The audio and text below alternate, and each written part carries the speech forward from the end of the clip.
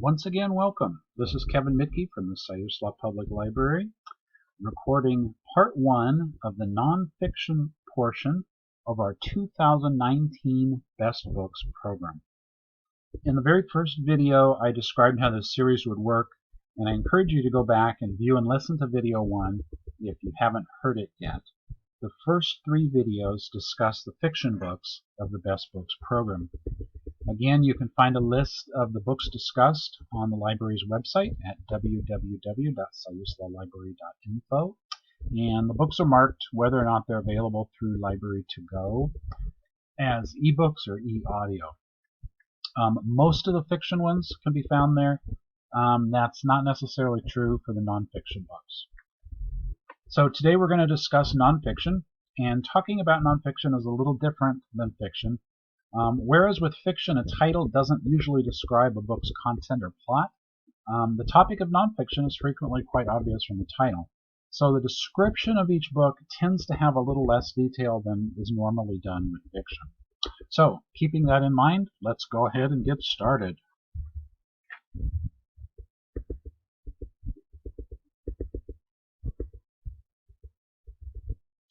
So the first book was recommended by a patron. This is Elderhood by Louise Aronson. Reminiscent of Oliver Sacks, noted Harvard-trained geriatrician Louise Aronson uses stories from her quarter-century of caring for patients and draws from history, science, literature, popular culture, and her own life to weave a vision of old age that's neither nightmare nor utopian fantasy, a vision full of joy, wonder, frustration, outrage, and hope about aging, medicine, and humanity itself.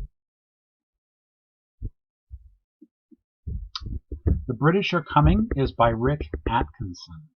Rick Atkinson wrote a trilogy about World War II called the Liberation Trilogy. That was a really great series of books. It's about the United States' role in World War II in Europe. So the first volume deals with North Africa, the second volume with Italy, and the third volume with France, and then the final defeat of Germany. He has now turned his attention to the American Revolution, and this is book number one on the Revolution trilogy. He is a wonderful author. If you like your history, rich and detailed with lots of maps and lots of great descriptions, I think you'll enjoy Rick Atkinson, whether you're reading about World War II or whether you're reading now about the American Revolution. The Yellow House by Sarah Broom won the National Book Award this year. Broom presents a great multi-generational family story in her debut memoir. At its center is Broom's dilapidated childhood home, a source of both division and unity in the family. Broom's mother, Ivory May, bought the house, located in New Orleans East, in 1961. The budding area then succumbed to poverty and crime in the late 1980s, and the house was destroyed during Hurricane Katrina. Kirkus writes that this is a tribute to the multitude of stories one small home can contain, even one bursting with loss. The Last Whalers is by Doug Bock Clark. Journalist Clark offers an account of a small hunter-gatherer society on a small, remote Indonesian island. Now, if you're like me, I usually think of whaling as either being the industrial whaling done by a country like Japan or whaling done by Native Americans off the northwest coast of America, like the Macaws up in Nia Bay, Washington. I didn't realize that whaling also took place off the coast of Indonesia. And this is really a thought-provoking study of a quickly disappearing society. Through this narrative, even the most ardent protectors of whales or other endangered species can see the integral importance of whale hunting in this society and how the loss of it would irrevocably alter their culture.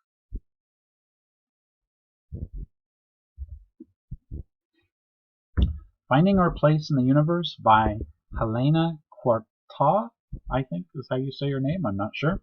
This is a newly translated book from the French, and it details how scientists have discovered the vast supercluster of galaxies that contain the Milky Way, using careful calculations to reveal the supercluster's intricate feathery shape. The supercluster is more than 500 million light-years in diameter and contains approximately 100,000 galaxies, the brightest of which is our own Milky Way. Those galaxies appear to be moving toward what is known as the Great Attractor, an unseen force 160,000 million light-years away that pulls galaxies within it inexorably. If you like science, if you like detailed science and physics, I think you'll like Finding Our Place in the Universe. All right, now this book sounds kind of humorous. Will my cat eat my eyeballs? Big questions from tiny mortals about death. This won the Goodreads Choice Awards for Science and Technology. The creator of the Ask a Mortician web series and best-selling author provides comprehensive science-based answers to common questions about death, dead bodies, and decomposition. Not exactly what you want to be reading right now, I'm sure. But it was a very interesting book, and you'll have to read the book to get an answer to the title, Will My Cat Eat My Eyeballs? Dreyer's English by Benjamin Dreyer. A patron wrote about this, "Who knew grammar could be so interesting and fun?" As Random House's copy chief, Dreyer has upheld the standards of the legendary publisher for more than 2 decades. Now he distills everything he has learned from the myriad books he has copy-edited and overseen into a useful guide, not just for writers, but for everyone who wants to put their best prose foot forward. Midnight in Chernobyl by Adam Higginbotham draws on 20 years of research, recently declassified files, and interviews with first-person survivors and an account of the 1986 Chernobyl nuclear power plant disaster that also reveals how propaganda and secrets have created additional dangers. This is a great backstory to the disaster at Chernobyl.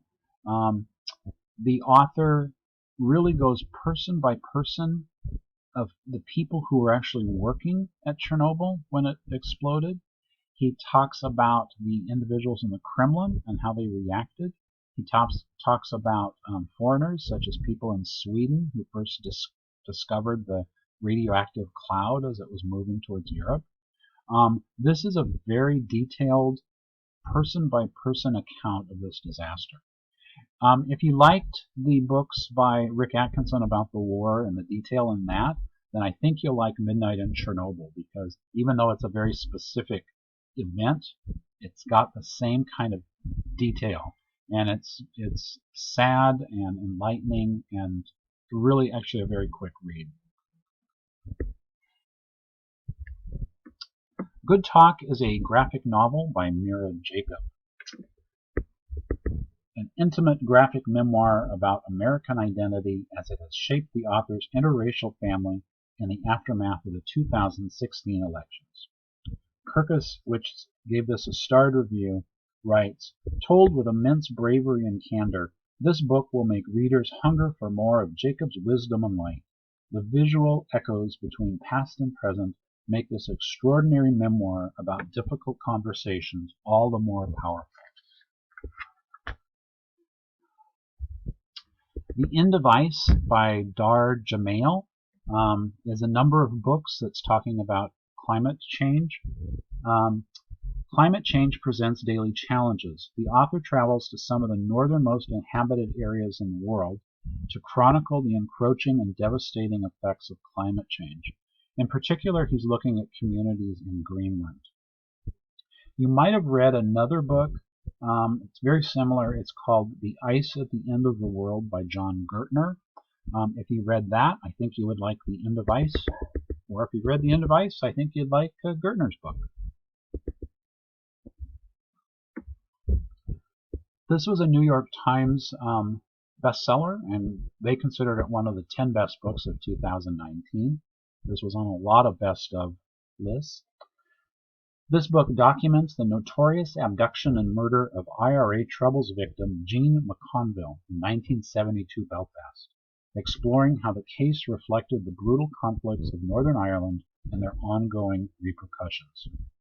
Library Journal writes, Keith deftly turns a complicated and often dark subject into a riveting and informative page-turner that will engage readers of both true crime and popular history. This book is on my reading list, and I can't wait to get my hands on it. In this Underland by Robert MacFarlane, nature writer MacFarlane expands readers' horizons while delving into the various worlds beneath our feet in an eye-opening, lyrical, and even moving exploration. The quest takes the author to some extraordinary subterranean places, including Bronze Age funeral chambers in Somerset, England, the Timavo River 1,000 feet underground in Slovenia and northeast Italy, the Paris catacombs, Greenland's Rasmussen Glacier, and a Finnish nuclear waste depository. This sounds like a really interesting book. It got great reviews this past year.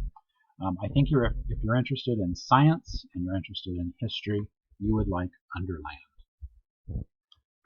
So that concludes part 1 of nonfiction books of the 2019 Best Books program. The next video will be part 2 of nonfiction and will conclude the Best Books program. Thank you very much.